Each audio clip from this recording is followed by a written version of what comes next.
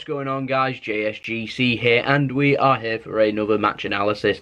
This time we're going to be analysing the Manchester City versus Burnley game with a magnificent performance after the international break. We're going to crack on with this analysis. So first up, starting 11, Man City weren't playing with a right back. They were kind of going with John Stones at a right back. It was pretty strange. But it worked, didn't it? I mean, it managed to limit Burnley. Man City played comfortably. Man City created a lot of opportunities. So yeah, whatever works, in my opinion. We saw Riyad Mahrez start, not a surprise, ahead of Raheem Sterling. Raheem Sterling's had a very impressive international break, got given a well-deserved rest. And we saw Joe Hart return to Manchester City from Burnley. So we're going to crack on with the analysis. And first minute in, we have our first talking point. Company lucky to be booked, in my opinion, going in high on a challenge. Sean Dyche weren't happy. He felt it should have been red. My opinion is he is lucky not to be sent off. Perhaps the referee thinking we're only 1 minute in, we're going to let him off. A harsh red, possibly. But when you're going over the top of the ball, studs raised, high, you're running the chance that you could be sent off. We got away with one with that one. And yes, helped make things a little bit more simple, in my opinion, because well, playing with 10 men for 90 minutes isn't desirable, and you know, probably wouldn't have won 5-0, wouldn't have been anywhere near as comfortable, in fact. Anyway, 17 minutes in, David Silva gets into space on the left, twists, turns, dummies, plays a beautiful pass right across the box. I think there's 3 or 4 Burnley players right behind the ball, defending too square, defending too deep. Aguero just sits and waits and taps it in at the far post. Disappointing goal for Burnley to concede 17 minutes in. I'm delighted Manchester City go 1-0 ahead. Manchester City then huff and puff. Burnley had some potluck shots. Manchester City had a couple of good opportunities. One was a great ball by Riyad Mahrez straight into Sergio Aguero. Ended up missing. And there was another one with David Silva's header, which was greatly saved by Joe Hart. And Sergio Aguero missed the rebound. He looked like he was about 2 or 3 yards offside. So yeah, I wouldn't have counted, but a great save from Joe Hart nonetheless. So at half time, City could easily have had 2, maybe even 3 goals. Burnley, they were too square in the defence. A little bit poor with their positioning in defence too. David Silva was making things happen, and Riyad Mahrez was absolutely brilliant. Burnley literally just having some potluck shots from range or from set pieces, just getting glancing headers onto things. Nothing too concerning for Manchester City. We'll get into the 54th minute into the second half. We have our second big talking point. Leroy Sane goes down. It looked like a pen to me. Referee doesn't give it. Everyone stands there like statues, apart from David Silva, who manages to take the ball. He looks like he's about a yard or 2 offside, in my opinion. The ball even goes out of play as well. The ball's squared across to Bernardo Silva, who's alive and ready. And a great finish, in my opinion. Ends up making it 2-0. And then Sean Dyche, like I said, weren't happy with the Vincent Kompany red card. He said it wouldn't have been 5-0. That goal shouldn't have been allowed, that second goal either. He's probably correct with that one. Shouldn't have stood, but it did, and we went 2-0 up. And he felt from there, job done, really. However, I say it shouldn't have stood. I do feel like Man City should have had a penalty. I do think that if the ball hasn't come off the Burnley defender, then David Silva is obviously offside, because the last touch comes from Leroy Sane, and as Leroy Sane hasn't touched the ball, the player's gone through him, and if you've missed the ball and taken the man, it's a foul. That makes it a penalty. So the Burnley players either touched it, which then makes David Silva not offside, or Leroy Sane has been fouled because Leroy Sane's touched it and the Burnley defender hasn't, and then that makes it a penalty. However, no excusing, the ball did go out of play. Very difficult for people to be able to spot that one, though. We got lucky, we got away with that one. Makes it 2-0, setting things in motion really for the rest of the game. 56th minute, corner came in, ends up bouncing back to Fernandinho right on the edge of the box. A brilliant smash right into the top corner. A lovely goal from Fernandinho. Game, set and match pretty much from there. We saw Kevin De Bruyne return. We saw Phil Foden get some minutes too. Then in the 83rd minute, Riyad Mahrez twisting in and around on the right wing. It managed to make himself more central. Gets himself into an angle. Works it with his strong left foot from the outside of the area on the edge of the box.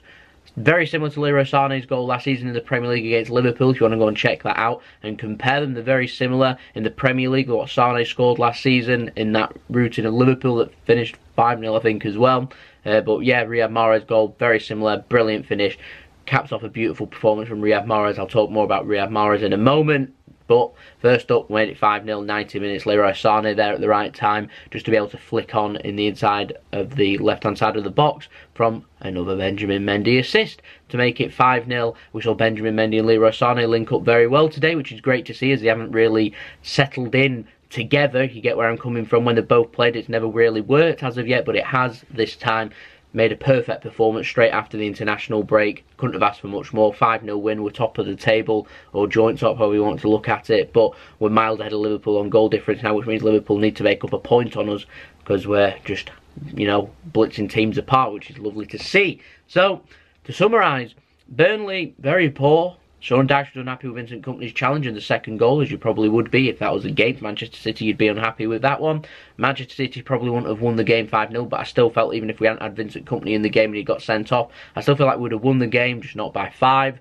And I do think it was a penalty, in my opinion, that challenge. So it should have been a penalty rather than a goal. And whether we'd have scored that penalty or not, it'd have been interesting to see. It'd have been interesting to see who would have took it as well. Would Riyad Mahrez have taken it? Probably not. It'd have probably been Sergio Aguero. So we're going to check the stats now, so we can have a look at how the teams performed and make some judgments from there. So City ended up having 69% possession to Burnley's 31%.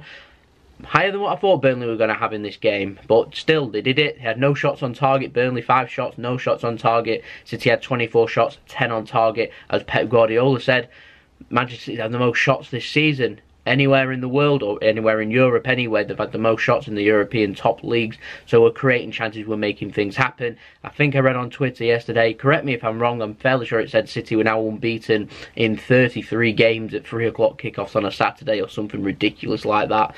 Yeah, that's a pretty crazy statistic for you. City ended up having 680 passes at an 88 pass completion rate. In my opinion, it's a little bit poor. Man City's normally around 90%.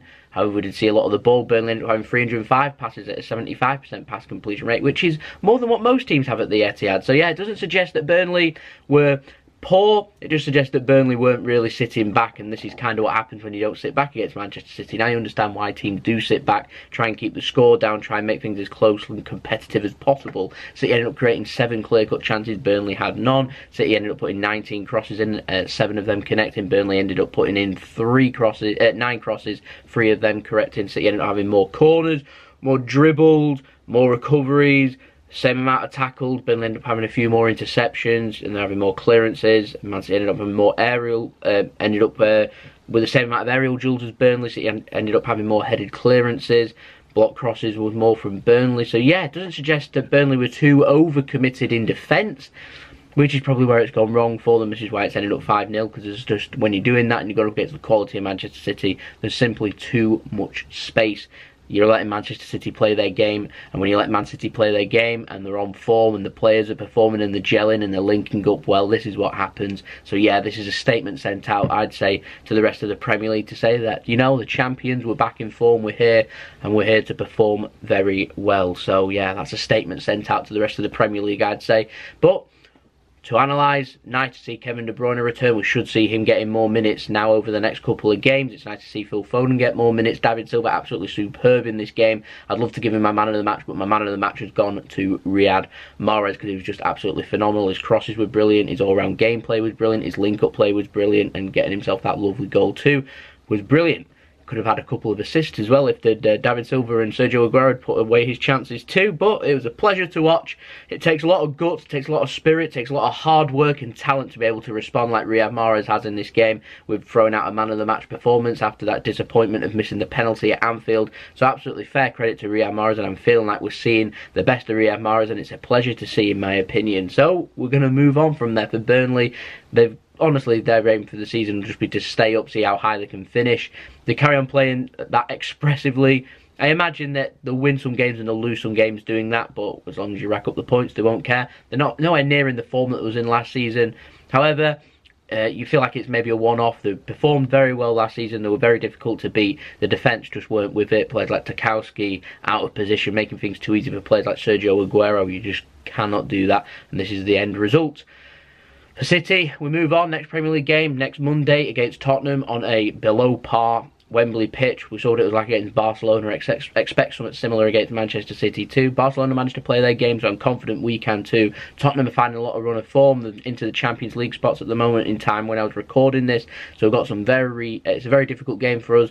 But first, before that, we've got a big Champions League game coming up from the Ukraine against Shakhtar, where we went last season and we lost. We did have a weakened side out, so we're going to have a first 11 out this time. So we've got that to look forward to.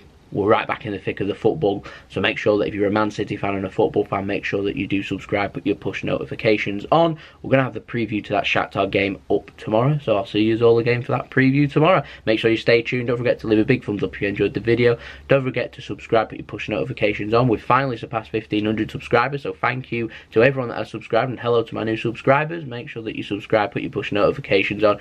My social media links, Twitter and Instagram, in the description below, along with my email if you want to hit me with any business inquiries or any sponsorships for any videos.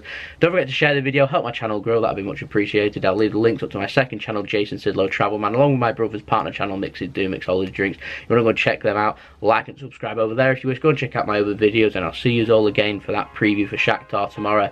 So I'll see you then. So it's been JSGC. Hope you have a wonderful rest of your day. Enjoy the 3 points, enjoy the 5-0 win. Peace. Ciao for now.